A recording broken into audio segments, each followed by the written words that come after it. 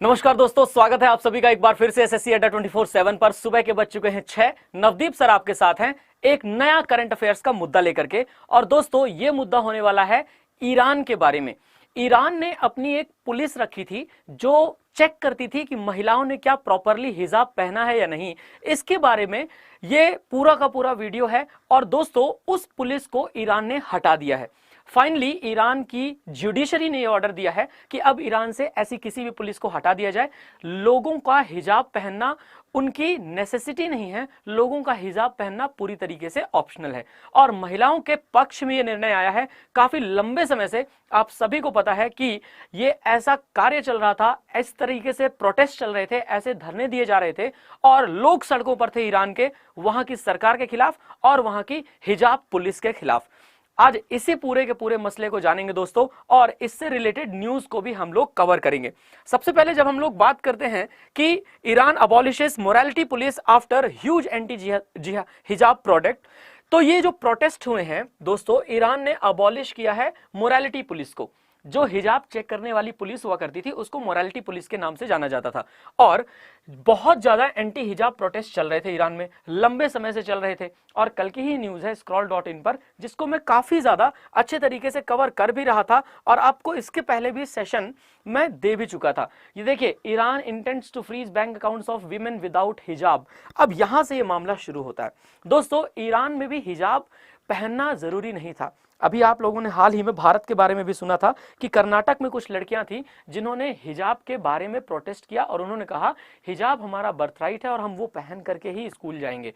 हालांकि कर्नाटक के high court ने अपना एक निर्णय दिया और कर्नाटक के हाई कोर्ट के निर्णय के बाद बात यह सामने आई कि जब आप कहीं कुछ सीखने जा रहे हैं तो अपनी शर्तों पर आपको सीखने नहीं जाना चाहिए। पर बाद में जब यह मामला सुप्रीम कोर्ट की तरफ गया तो फिर इस मामले पर कुछ अलग राय रही हमारे सुप्रीम कोर्ट के जस्टिसेस की। Iran intends to freeze bank accounts of women without hijab. इसका मतलब यह है कि अगर कोई भी महिला बिना हिजाब के ईरान में पाई गई तो सबसे पहले मोरालिटी पुलिस उस पर एक्शन लेगी और उस एक्शन के बाद उसके बैंक अकाउंट को भी फ्रीज कर दिया जाएगा ताकि वो कोई भी बैंकिंग ट्रांजैक्शन ना कर सके ईरान के अंदर। दोस्तों ये थोड़ा सा फांसीवादी फैसला सा नहीं लगता? हिजाब पहनना या ना पहनना, ये जेन्युइनली मैं आपका एक ओपिनियन जानना चाहूंगा। क्या लोगों के अपने ऊपर होना चाहिए या नहीं?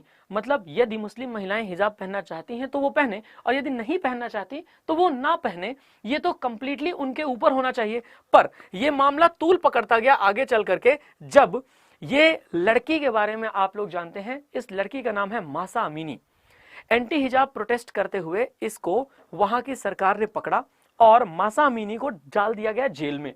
जेल में डालने के बाद मासा अमीनी की मृत्यु हो गई और मृत्यु के बाद यह पता लगा कि बहुत ज्यादा टॉर्चर करने की वजह से मासा अमीनी की मृत्यु हुई है। अब मासा अमीनी की मृत्यु के बाद लोग वहां पर पागल हो गए और अपनी सरकार के खिलाफ पूरी तरीके से सड़कों पर उतर आए। और सरकार का कहीं ना कहीं यही एक एक्शन है जो कहना चाह रहा है कि हम बैकड्रॉप कर रहे हैं।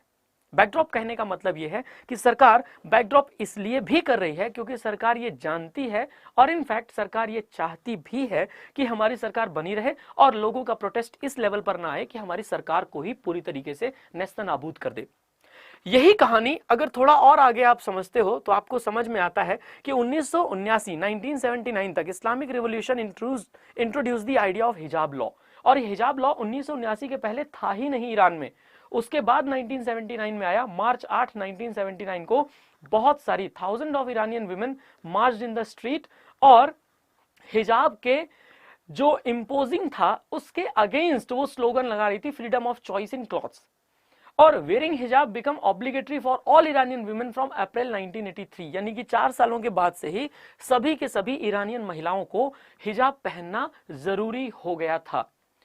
अब देखो दोस्तों, बात यह है कि 1983 से अगर उनको हिजाब पहनना जबरदस्ती जरूरी हो गया है तो ईरान के इस निर्णय से बहुत सारे लोग नाखुश भी तो हैं।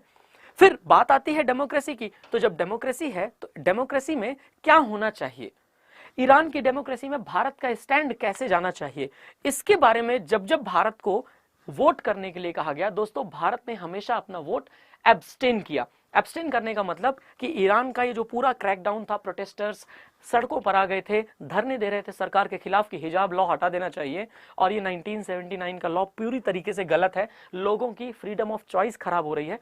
ऐसे में भारत पूरी तरीके से शांत रहा है। उसके पीछे कई सारे रीजन है और रीजन ये है कि भारत का चाबहार पोर्ट डेवलपमेंट ईरान में, भारत का पर्शिया की खाड़ी में लंबा इंटरेस्ट, भारत का वो इंटरेस्ट जो फारस की खाड़ी से भारत को तेल दिलाता है और आगे चल करके ऑयल सप्लाई के लिए हम लोग ईरान को देख भी सकते हैं, क्योंकि रशिया से हम भले ही क्रूड ऑयल परचेज कर रहे हैं पर ईरान भी हमारा एक बड़ा पार्टनर रहा है।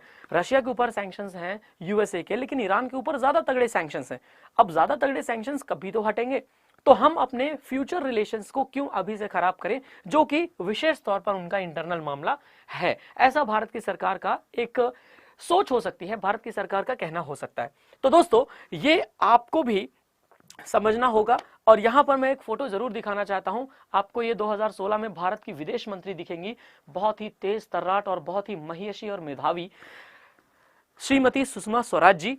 और श्रीमती सुषमा स्वराज जी बैठी हुई हैं ईरानियन प्रेसिडेंट के सामने और उन्होंने तक हिजाब पहना हुआ था उस समय पर। इसका काफी ज्यादा ट्विटर पर विरोध हुआ था दोस्तों, लेकिन इस विरोध के बाद क्या, ईरान का जो लॉ है वो लॉ है और वो सभी को मानना पड़ेगा। मैं भी आप लोगों की राय जानना चाहूंगा कि क्या हिजाब भारत के स्कूलों में जिस तरीके से कर्नाटका वाले प्रोटेस्ट हुए अलाउ होना चाहिए या नहीं होना चाहिए, यही मैं आप लोगों से जानना चाहूंगा। दोस्तों कोई भी बैच आप परचेज करना चाहते हैं पूरे अड्डा 24/7 पर, Y263 Y263 कोड इस यूज कीजिए और Y263S यूज कीजिए बुक्स और टेस्ट सीरीज के लिए। धन्यवाद दोस्तों। आप लोगों को छोड़ता हूं एक होमवर्क के साथ कि ईरान की राजधानी क्या है। इजी सा होमवर्क है, कमेंट सेक्शन में जरूर बताइएगा। और दोस्तों लाइक करिए वीडियो को, शेयर करिए दोस्तों के साथ, कमेंट करिए नीचे और सब्सक्राइब करिए चैनल को। जय हिंद, जय भारत।